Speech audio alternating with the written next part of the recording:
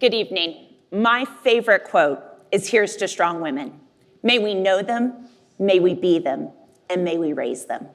Tonight, I'd like to introduce you to another strong woman outside of my family that you should know. I'd like to introduce you to Kate Bernard. She was elected in 1907 as the first statewide female elected official in Oklahoma, before women even had the right to vote. She worked on legislation that banned child labor, created compulsory education, and helped improve the status of women and girls. And even though she got started on all of that over 100 years ago, we still have a long way to go for the next generation. Unfortunately, Oklahoma ranks as one of the worst states for women and girls. Here's what the data says. We're 49th in teacher pay and 50th per pupil spending. More women are murdered by men in Oklahoma than any other state, and we incarcerate more women per capita than anywhere else in the nation. Women's health and well-being ranks 50th in the country, and we have exceptionally high infant mortality rates. And lastly, for every man's dollar, a woman only earns 77 cents, and that's for full-time, year-round work. So would you be surprised to learn that we're also 49th in the country for the number of women serving in our state legislature? Policy change is needed to help move the needle on these statistics, and we need women at the table to be a part of that change. So, before you tune me out, this is not a partisan issue. Women bring different skills, priorities, and perspectives to governance. In fact, they're found to be the more collaborative sex. In backroom negotiations, women are found to interrupt less, identify nonverbal cues, and they utilize a more democratic leadership style, which allows them to be more collaborative.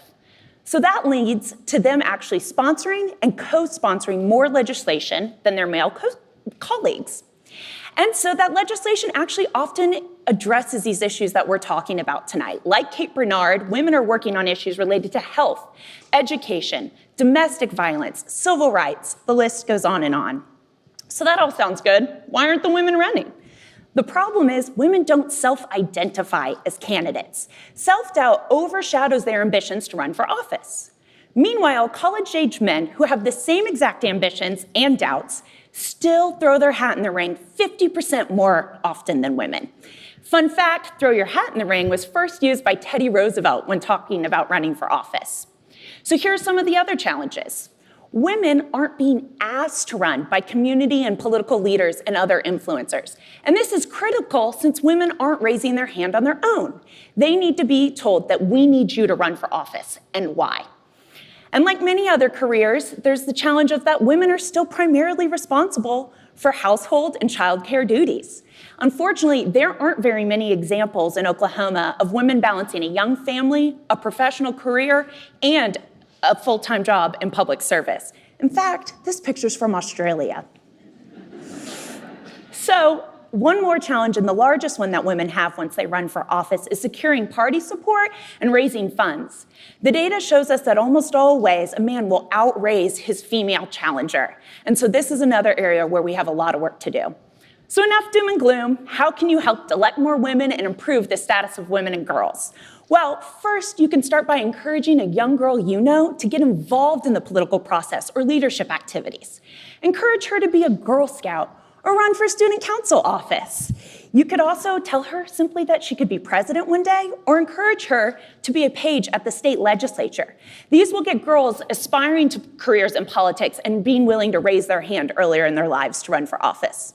Next, raise your hand right now if you know a woman who would be awesome in office.